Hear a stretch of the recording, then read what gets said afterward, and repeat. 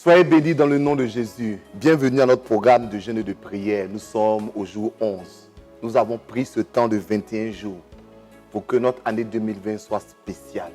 Et vous savez, nous prions pour que nous puissions bâtir nos vies et bâtir la maison de Dieu.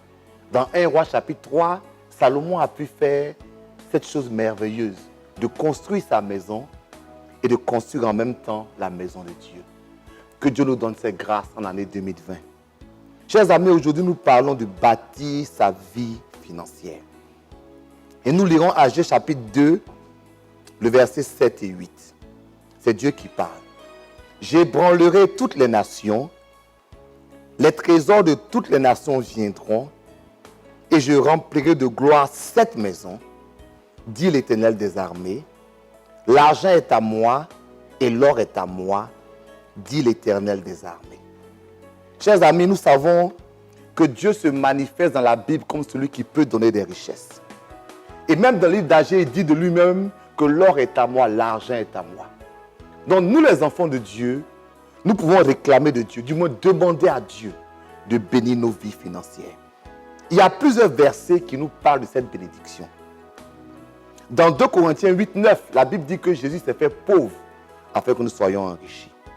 Donc cette année-là, que Dieu nous donne cette force d'acquérir des richesses. Deutéronome 8, 18. Que dans cette année, qu'il ouvre des opportunités pour nous, que la pauvreté s'éloigne de notre vie. Vous savez, Dieu est le Dieu qui peut prendre soin de nous. Nous avons ce problème en tant que chrétiens d'avoir peur de l'argent, d'avoir peur de parler de l'argent. À la réalité, ce que Dieu condamne, c'est l'amour de l'argent. Mais l'argent est un besoin pour chacun d'entre nous. Parce qu'avec de l'argent, on prend soin de nous et on prend soin de l'œuvre de Dieu. La Bible nous dit que Dieu doit nous rendre capables d'avoir en abondance. Afin qu'après avoir satisfait à nos besoins, nous en ayons suffisamment pour contribuer à l'œuvre de Dieu. Cette année, que Dieu te bénisse financièrement.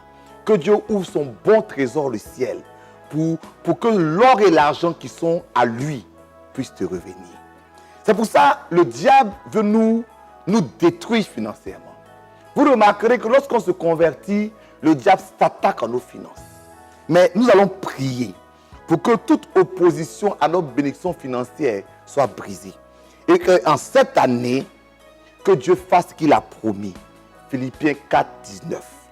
Qu'il puisse pourvoir à nos besoins selon sa richesse avec gloire en Jésus-Christ. Oh, j'aime ce verset.